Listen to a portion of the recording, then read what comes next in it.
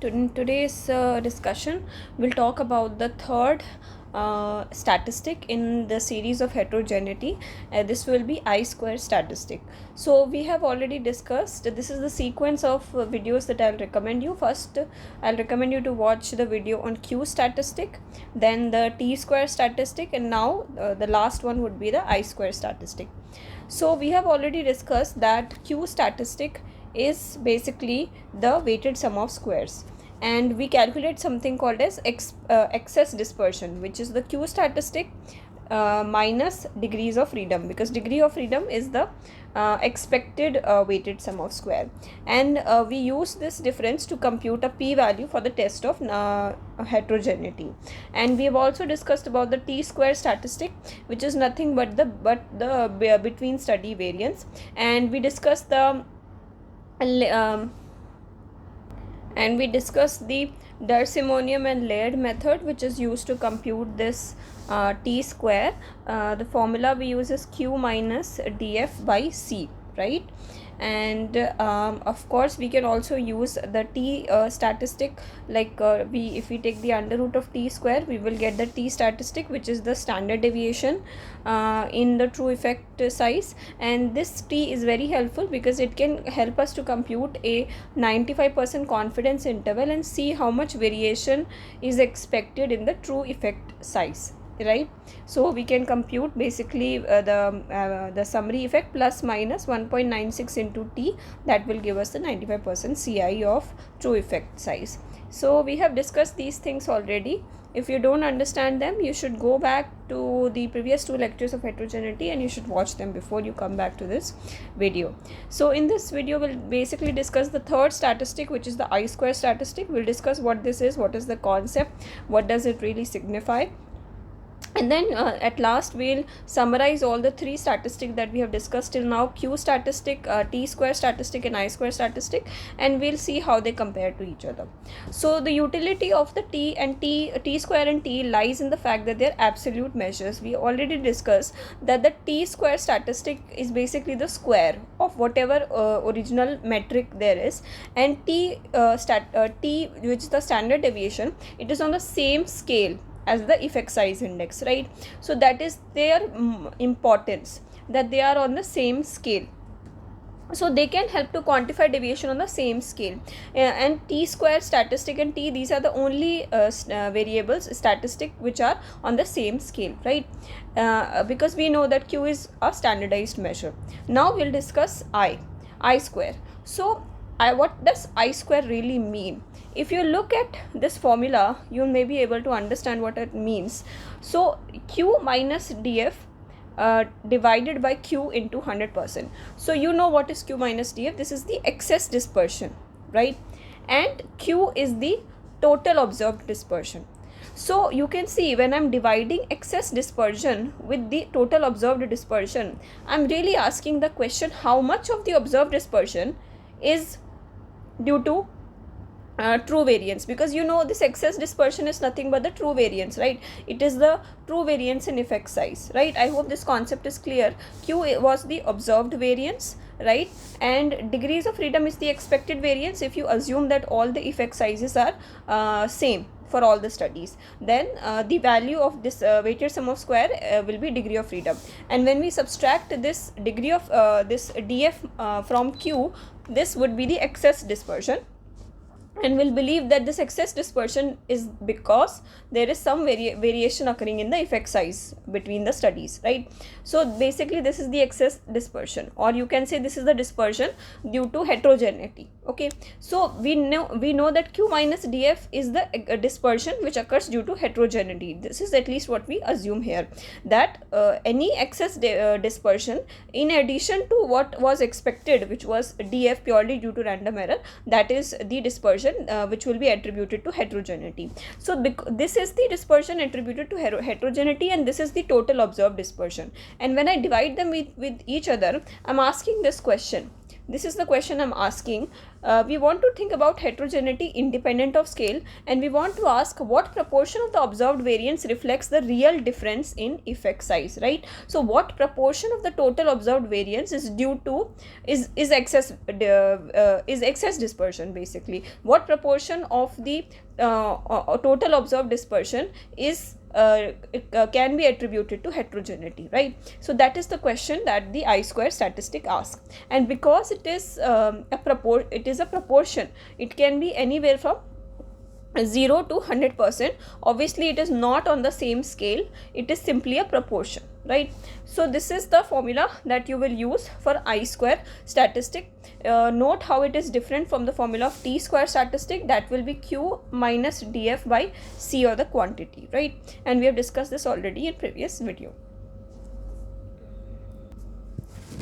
So that is your T-square, Q minus df by C. So here now, but we are talking about I-square, which will be Q minus df by Q, right? So you can say I-square is nothing but the ratio of excess dispersion to total dispersion, or basically you are asking how much dispersion out of total dispersion, how much dispersion can be attributed to real difference or real variation in effect size. So you can also look at I-square statistic theoretically as this formula. Remember, this is not the formula that you can use to compute I-square. Why, I'll tell you. But this is conceptually you can look at I-square like this also. So you will ask, what is the total variance, right? You know what is total variance. Total variance is obviously the sum of within study variance and between study variance. And now you are asking how much of this variance is the between study variance.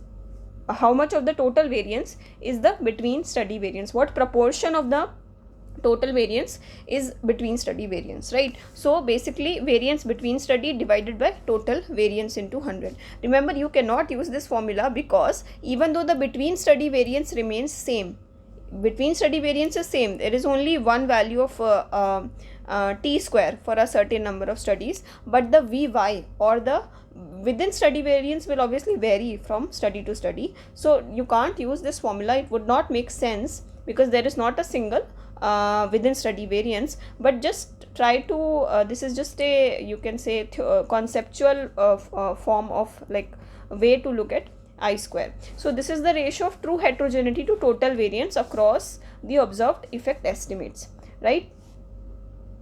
Now remember, I-square statistic is a descriptive statistic and it is not an estimate of the underlying quantity. So you cannot use this to calculate how much amount of heterogeneity is there. Remember this, okay?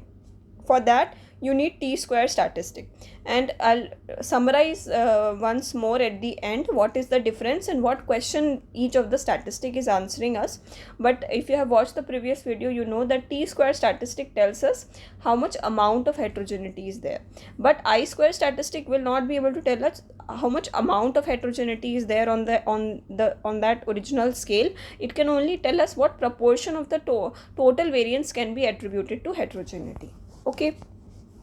So now I want to show you through some examples. We'll compare these graphs with each other and we'll see how I-square statistic is independent of the scale, okay? So let's compare first A and B, and I want you to start with the way I have told you in previous videos also. We'll start by looking at the observed variance first, okay? So you can see how much variance is there.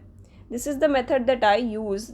It's a very gross method, but you can just connect these dots and you can easily tell that the variance here, the total the observed variance is definitely more for A than for B, right? So observed variation, which is nothing but the difference between the weighted between the summary effect and the individual effect size of each study, this observed variance is more for A than for B. This much is clear. Then you know the Q statistic is the ratio of this observed variance with within study variance. So now you can tell which one of them, A and B, which one of them, A or B, has more within study variance. The answer is easy. You can see the confidence intervals are wider for A. So within study variance is also more for A. observed variance is also more and within study variance is also more. The result is that because observed variance and within study variance are increased by same amount for A as compared to B, the end result is the ratio or the Q statistic will be same for A and B. So I'm just trying to theoretically explain you how to understand these statistics and how to compare them. Now you know the degree of freedom will be obviously same for these two forest plots because number of studies is same. So it will be 5 here. So for both of them the excess dispersion will also be same, that is Q minus DF, it will be same. And obviously because p value is based on this Q statistic, it will also be same when we do the test of heterogeneity. Then we'll talk about the t-square statistic. So I've told you t-square statistic depends on two things. It depends on the excess dispersion, which is this Q minus DF, but it also depends on the absolute dispersion or the scale of the study. So even though the Q minus DF is same for both A and B, but you can see that the scale of A is much wider as compared to scale of B, right? So the total dispersion is more for A as compared to B, right? Because the total dispersion is more, the value of t square will be more for A as compared to B, and same t value will also be more for A than for B.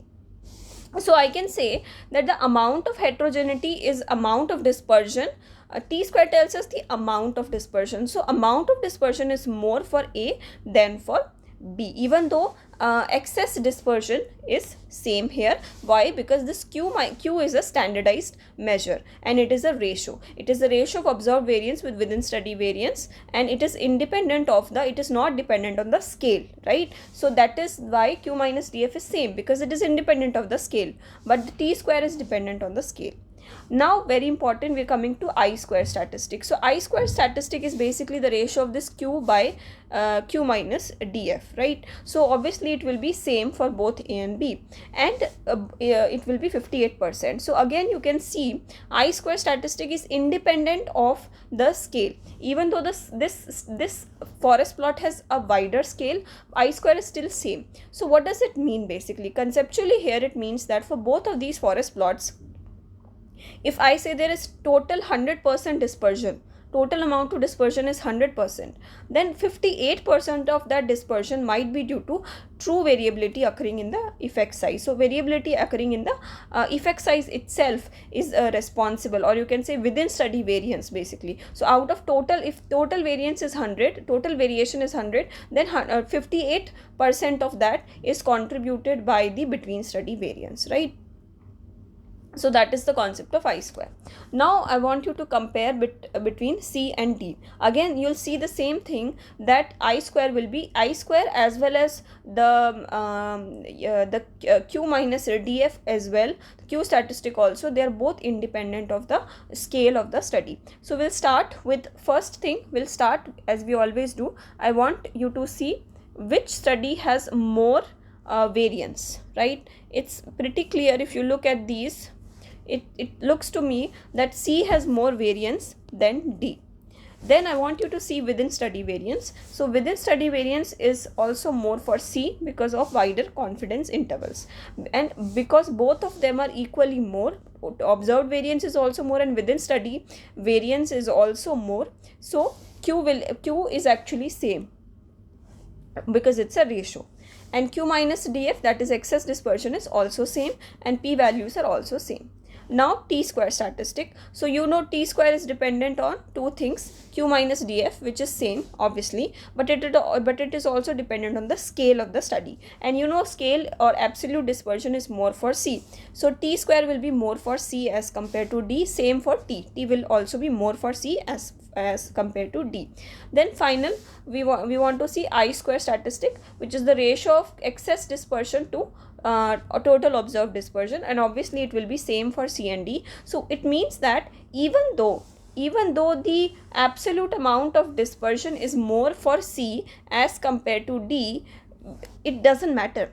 In both of these cases, 89% of this dispersion is contributed by the between study variance, or you can say contributed by the variation in effect size, and same for D also. So it doesn't matter even if the scale is changing, I square is asking you a question that what proportion of the total variance is contributed by between study variance, right? What proportion of the dispersion is due to heterogeneity? So because it asks a question with respect to proportion, it does not really matter what scale you are looking, what is the scale, how does the scale of the two study changes. So it doesn't matter the scale of the study. The Q minus DF, which is the standardized measure, and I square statistic, both they don't depend on the scale of the study. T square is the only statistic which depends on the scale of the study. Now one more thing I want you to do, I want you to compare between A and C also. This will be an interesting comparison, I think. Let's try to see. So we'll start with A. Again, I want you to first see observed dispersion is more for which one of them. So this is the method that I like to use. Just look at these studies grossly and you'll see observed variance is definitely looking more for C to me than A. The effect sizes are varying way too much, right? So for it is C more than A. Then between study variance, so it was difficult to tell, but it looks like more or less within study variance is same for both A and C. The confidence intervals seem more or less similar in width for both A and C. So let's assume that within study variance is same for A and C. Now because observed variance is more for C, whereas within study variance is same, then you'll expect that the Q statistic will be more for C than for A. So this is what we see here also, that Q statistic, because it's a ratio of observed variance to within study variance, it is more for C as compared to A. Obviously degrees of freedom will be same because number of studies are same. So Q minus DF or excess dispersion is also more for C as compared to D. And because Q minus DF is more than 0 and it is more for C than for A, you'd expect the p-value will also be closer to 0 for C than for A, right? Both the p-values are significant, but because C is having more excess dispersion, p-value is closer to 0. Then we'll compare the t-square statistic. So t-square statistic depends on two things, remember, absolute dispersion, which is the scale, as well as excess dispersion. Now excess dispersion is more for C as compared to D. We are assuming the scale is like, so scale also looks more for C, and most important you can see here Q minus DF, which is excess dispersion. So excess dispersion is also more for C. So we would expect that T square will be more for C and T will also be more for C.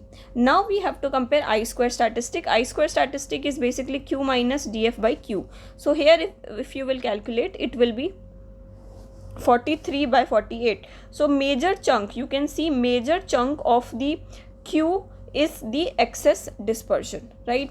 Whereas here it will be 7 by 12. So this will come out to be 58%. So it basically means that total amount of dispersion is more in C as compared to A, because obviously T square is more here, and also majority of this dispersion here, majority of the dispersion in C is contributed by real variation in effect size, whereas for A only a small part, not a small part, a moderate part of the dispersion is contributed by the true variation in the effect size, right? So I have written all these things here. I hope these things make sense. So now we'll compare B and D. It's very obvious to me that observed variation is much more for D than compared to B, right? So observed variation is more here, right? Within study variance also seems to be, you can say they're pretty much the same, near about, okay, but maybe they still look more for D to me, slightly wider confidence intervals here, but nonetheless it doesn't look like there's too much variability. If you want to assume, you can assume they're same also. So you would expect that because observed variation here is more and within study variance is near about the same, or maybe slightly bit more for D, but not that much increase. So Q statistic should be more for D, and with this is what you can see here, right? Now excess dispersion will also be more for D. Obviously degrees of freedom will be same for both of them, it will be 5. So Q minus DF will be more here, and p-value p-value will also be closer to 0 for D as compared to B because of the higher amount of excess dispersion. Then t-square statistic, this depends on q minus df, and q minus df here is more, so the t-square statistic is more for D as compared to B, and t will also be more for D as compared to D. Then I-square statistic. I-square statistic is obviously q minus q minus df by q, and here also q minus df by q. So here it will be 7 by 12, here it will be 43 by 48. Obviously you can see that it is much more for D. So for D it will come out to be 89%, and for B it will be 58% only. So a moderate amount of the dispersion is accounted by heterogeneity here. A moderate amount of the total variance is due to between study variance, whereas in D a major chunk, most of the dispersion is due to real dispersion in the effect size, right? So basically this is how these different statistics they relate to each other and how what they mean really. Okay. So what are the concluding remarks about I-square statistic? Obviously we know that it helps us to discuss the amount of a variance, but on a relative scale, not on absolute scale, right? So what is the importance? The main importance of this I-square statistic is, let's say you want to explain the variance in the true effect size by some technique, like maybe subgroup analysis or meta regression, right? You can use these techniques to explain why there is variation occurring in the true effect size. But before moving to these steps, before moving to subgroup analysis, meta regression, you need to ask yourself how much of the variance is a real variance, right? And this basic question, the most important question, is asked by I-square statistic. So for example, let's say I-square statistic is 0. What does it mean? It means that 0% of the total observed variance is contributed by the between study variance. Means all of the variance is nothing but random, right? So if all the variation is random, and if all the variation is occurring purely due to random error, why would you want to do the subgroup analysis or meta regression? You wouldn't want to do that. And let's assume if I-square statistic comes to be 100% hypothetically, so it means that literally all the variance, all the dispersion is due to heterogeneity. So 100% of the variance is contributed by between study variance. So all the variance is due to variance between different studies, variance in effect size between different studies. So obviously it would make sense in this case to go for a subgroup analysis or meta regression to explain why this so much heterogeneity is there, to explain why so much variability is there in the effect size between studies. So I-square statistic helps us to decide how much variance is there due to heterogeneity, and if it is enough for us to move to the step of maybe subgroup analysis or meta regression to try to explain why there is so much heterogeneity, right? So remember, I-square, it does not mean variation range is small. Okay, one more thing, just because I-square statistic is 0, it does not mean that the variation itself is small. You could have large variation, but if most of that variation is contributed by random error, I-square statistic will come out to be 0. Similarly, you can have a small variation and a small total variation which is due to random error, and still 0% of that variation is contributed by heterogeneity, almost 100% is contributed by random error.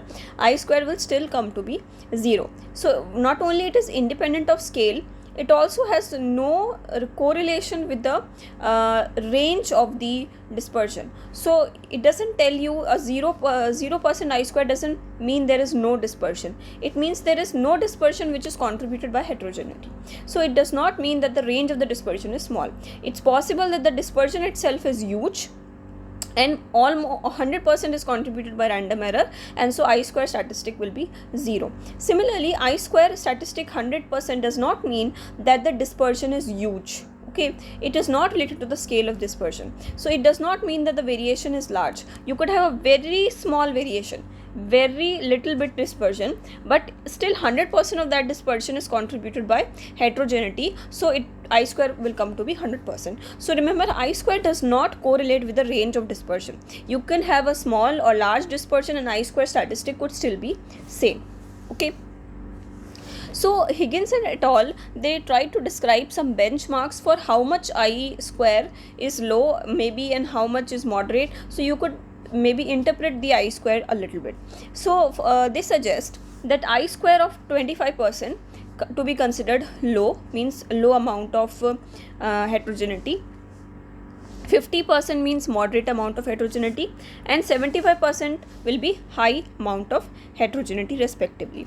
Another interesting thing to note is there was a review done by the same authors, Higgins et al., and they did a review of all the meta-analysis which are there in the Cochrane database, and they found out that almost 50% of the 50% of the meta-analysis in the database at that time, this was done in 2003, so 50% of meta-analysis in database at that time, the I square value was 0.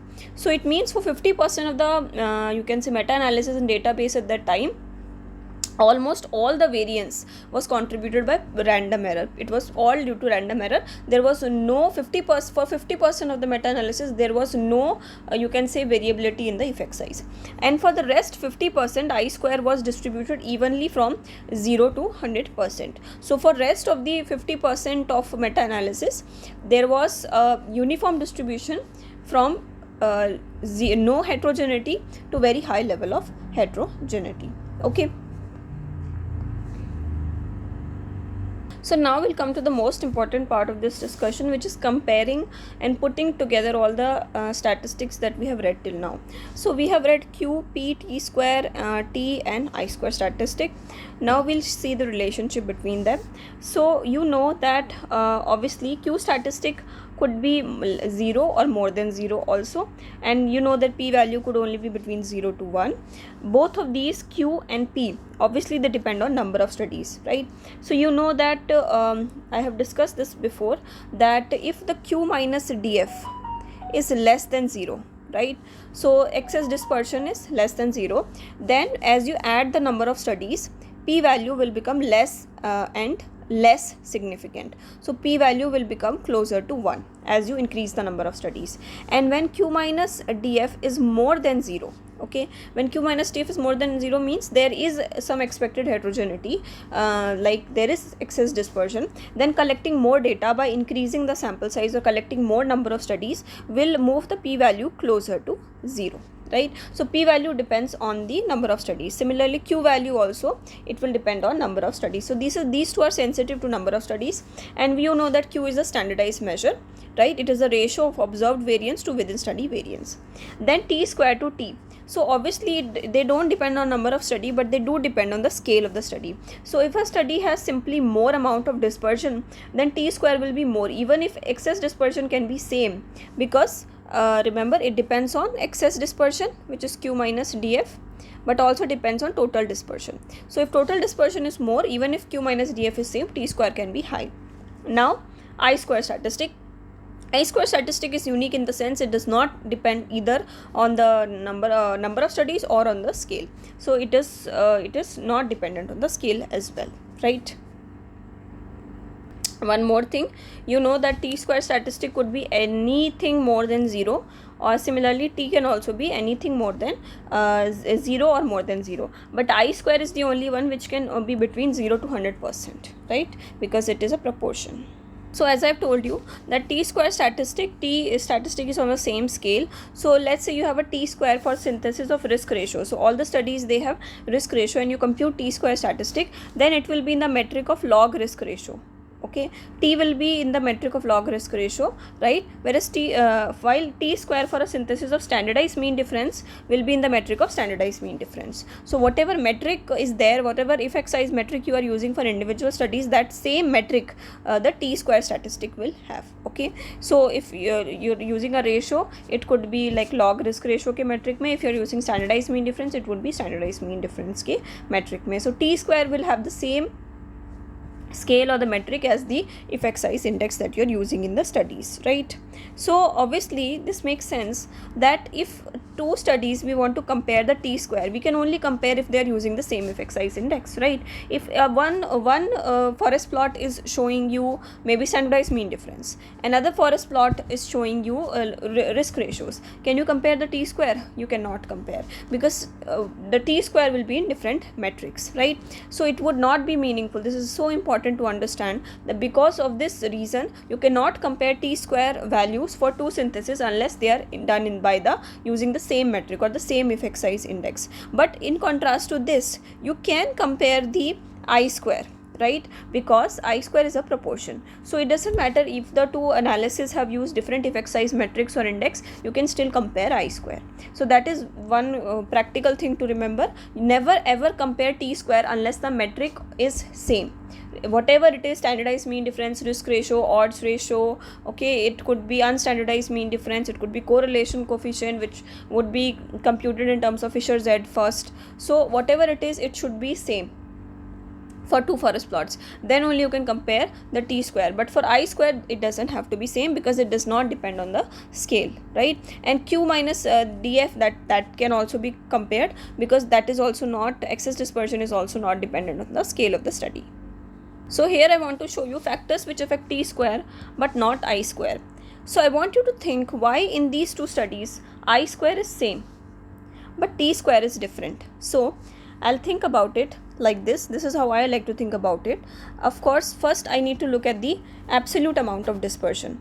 So it's clear to me that the absolute amount of dispersion, or the scale of dispersion, it is definitely more for B as compared to A. So scale of dispersion is more for B as compared to A, although Q minus DF, that is excess dispersion, is same, but the absolute amount of dispersion is more for B. So because of this reason, I would expect the t-square to be more for B as compared to A. However, we know that the I-square statistic is how much variance is contributed by between study variance, right? So it is independent of the scale. So even though scale is higher for B, you can see there is much more dispersion here, so scale is wider for B, but because the Q minus DF by Q will be same for A and B, I-square will be same. So you can see that I-square depends on what? I-square is not dependent on the scale, okay? So you can see how t-square is varying with the scale. T-square increases with increase in scale, but I-square remains same. So that is the lesson that you learn from these two, A and B. Now we'll compare factors affecting I-square but not t-square. So what is happening here? Again, I want you to see first first we'll look at t-square. For that I need to look at the excess dispersion and absolute dispersion. So it's pretty clear to me that absolute dispersion is much more for B. Yeah, it's clear that absolute amount of dispersion, it is more for B. Absolute dispersion or scale is more for B. And then we have to see Q minus okay, we'll start with the first comparing Q's also. Let's start from beginning. So absolute dispersion is more for B. Within study variance is also more for B, right? In fact, within study variance is way too high for B as compared to A. So because even though the absolute amount of dispersion is more for B, the increase in within study variance is much more, because of which this ratio will decrease for B. So the Q will be less for B as compared to A, right? I hope this makes sense. Obviously degrees of freedom will be same, so Q minus DF will be less for B as compared to A. So these two things are less for B. Why? Mainly because of the high within study variance.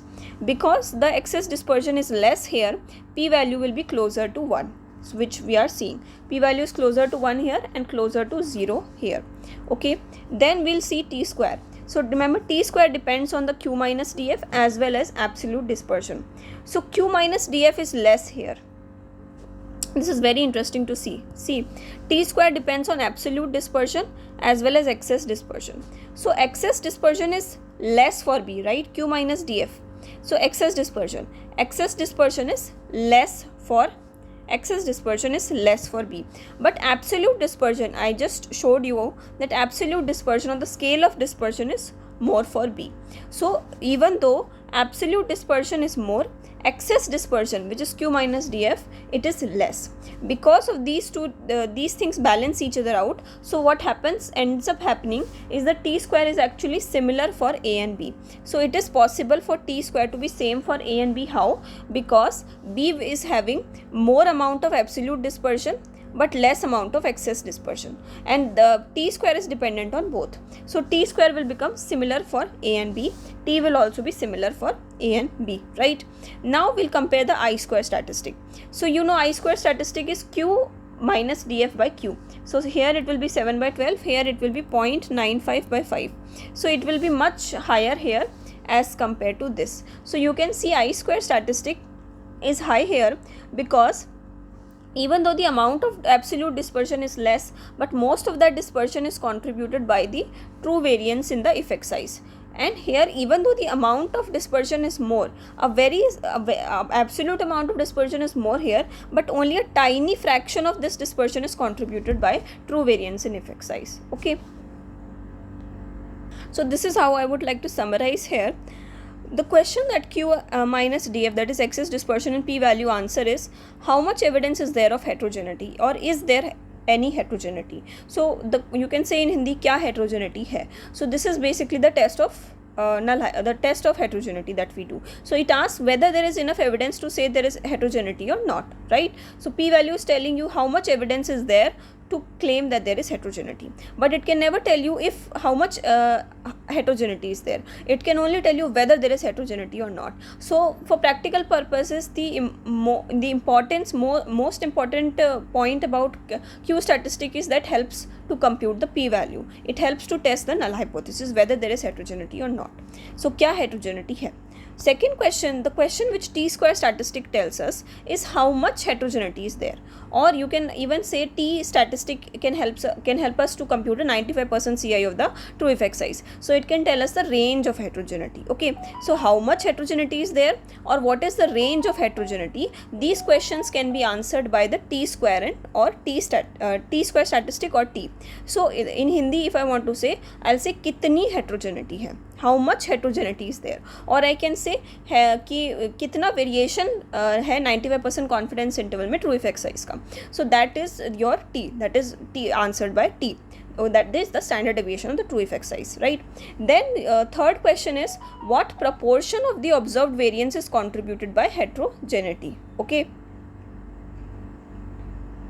So what proportion of observed variance is contributed by heterogeneity means variance का कितना हिस्सा heterogeneity है, जो total variance हो रही है उसमें से कितना proportion या कितना हिस्सा है which is the real variance, the true variance or the heterogeneity, right? So what proportion of observed variance is contributed by heterogeneity? This is answered by I square statistic. And if it is high, then you can move to explain why. The next question of course we should ask, which I have not written here in Hindi, is heterogeneity क्यों है? That should be the fourth question, right? So heterogeneity क्यों है? अगर if variance का बहुत ज़्यादा हिस्सा is heterogeneity, a huge proportion of the variance is contributed by heterogeneity, then the next logical question should be कि क्यों है heterogeneity? So that will be answered by subgroup analysis or meta regression, right? So I'll repeat these points. First question is क्या heterogeneity है? Is there any heterogeneity? So that will be answered by your Q statistic. Second question is how much heterogeneity is there, or what is the range in range of like heterogeneity? You can say like range of heterogeneity, like what is the range of the true effect size, right? So that will be answered by the T square or the T statistic. So कितनी heterogeneity है? Then the next question is how much of the total observed variance is contributed by heterogeneity? So total observed variance का कितना % हिस्सा heterogeneity है? That will be answered by I square statistic. And if I square statistic is really high, then we can ask question, why is there heterogeneity? Heterogeneity क्यों है, right? So that will be answered by the subgroup analysis or meta regression. So these are the final points that I want to sum up with. So the Q statistic and p-value, they only address the viability of the null hypothesis, right? So the the null hypothesis is that the excess dispersion is 0, right? Like Q minus dF, that is 0, and the value of Q is basically dF, right? So that is the null hypothesis or test of heterogeneity. So the only purpose is to see whether this is true, there is enough evidence to reject this null hypothesis or not, and not to compute the amount of excess dispersion. Also, you know that both Q and I square statistic, they are on a relative scale, they are not on the absolute scale. So only T square and T, they are on the absolute scale, but these Q and I square, they are relative variables. They are sensitive to relative variance and not absolute variance like T square or T statistic, right? Then we learned that T square and T statistic are there, and T is on the original scale of the metric, and T square will be a square metric of that scale. Obviously T square is very good, but it is still problematic because it is still not as intuitive. Why? Because of course, let's assume you are having risk ratio as your effect size index. So the T square statistic will be on a log risk ratio metric, right? Because you know that you always use log risk ratio for all the calculation. You never use it as risk ratio. You have to convert the effect size metric to do all the calculations. So T square will still not be, you can say, that much interpretable or intuitive, right? So a more practical question you can answer by using T. So T will tell you the range of the effect. So you can just use your summary effect, whatever your summary effect is, and you just use this formula plus minus 1.96 into T. So that will give you a range of at least a 95% CI of the true effect size. How much variation is there in the true effect size, right? So that will tell us the distribution of effects, and it is definitely more you can say intuitive as compared to the T square statistic. So what you will do, let's say you are having a meta-analysis and studies are using odds ratio. So first you will have the summary effect in terms of log odds ratio, right? And then you compute this range 1.96 into T, right? Because you know T is also in log odds odds ratio scale, and capital M you will also compute as a log odds ratio scale. So then you can compute a range. And once you have computed a range, let's say this is the range you computed, then after taking exponential of this range, you can convert this range back into the original metric, which is the odds ratio. So first compute the range in whatever effect size index there is, log odds ratio, log risk ratio, Fisher Z. We use Fisher Z for computation when the metric is correlation coefficient. So do all these calculations in terms of log odds ratio, calculate the range 95% CI in terms of log odds ratio or log risk ratio or Fisher Z metric, and then convert the range back into the original metric form for reporting. So the final word is that if you want to estimate the magnitude of heterogeneity, so try to answer these questions yourself. Magnitude means amount, so you will use the T square statistic, right? If you want to tell the degree of inconsistency basically means, like if there is 0% I square, it means that like all of it is random error, right? All the variance. And if it is 100% I square, means 100% inconsistency is there, right? Like 100% of the effect size variability is real. Okay, so I square can help you to estimate the inconsistency. And uncertainty over whether apparent heterogeneity is genuine. So if you want to ask whether heterogeneity is genuine or not, so how much uncertainty is there, that you can estimate with the help of either p-value for Q statistic, or you can also estimate, this we'll see later on, how to compute the confidence intervals for T square and I square. So either by computing the p-value for Q statistic or the confidence intervals for T square or I square, you can tell how much uncertainty is there over whether apparent heterogeneity is genuine or not. So how much evidence is there to reject the null hypothesis that there is no heterogeneity? That can be expressed in terms of p-value. So before finishing this, I just want to have a little bit chat about the confidence intervals. Why do we need to compute confidence intervals for T square and I square? See, let's assume T square statistic is 0, or maybe let's assume that for I square statistic is 0%, right? But it is important to look at the 95% CI also, right? For example, we'll take the example of maybe T square statistic. So T square statistic, let's say you have two different forest plots. For both of them, the T square comes to be 0. But the 95% CI of this is 0 to 0.36, and for this is 0 to 40. Obviously, it wouldn't be appropriate to say that the amount of heterogeneity is equal for both of these forest plots, even though the point estimate is 0, but here the confidence interval is much wider, right?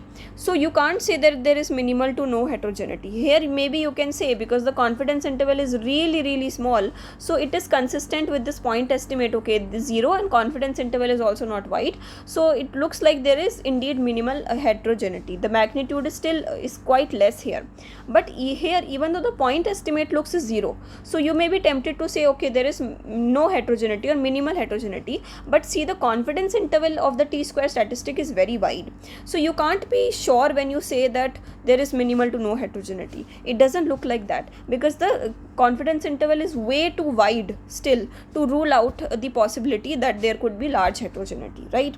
So basically note that the uncertainty around t square or I square is often very large, right?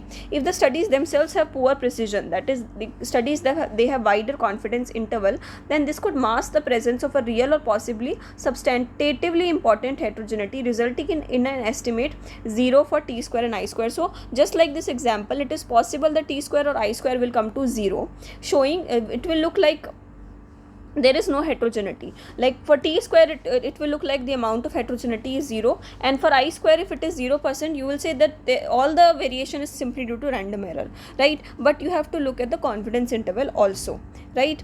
So it can mask the presence of heterogeneity, real heterogeneity, right? So it would be a mistake to interpret an t square or I square of 0 as meaning that effect size are consistent, unless it is justified by confidence interval, which excludes the large values. So just to remember this example, only in this case, only for this first example, I can say that indeed there is minimal to no heterogeneity, or most of the variance is not contributed by heterogeneity, because I can see that the confidence interval is very small and it is close to 0.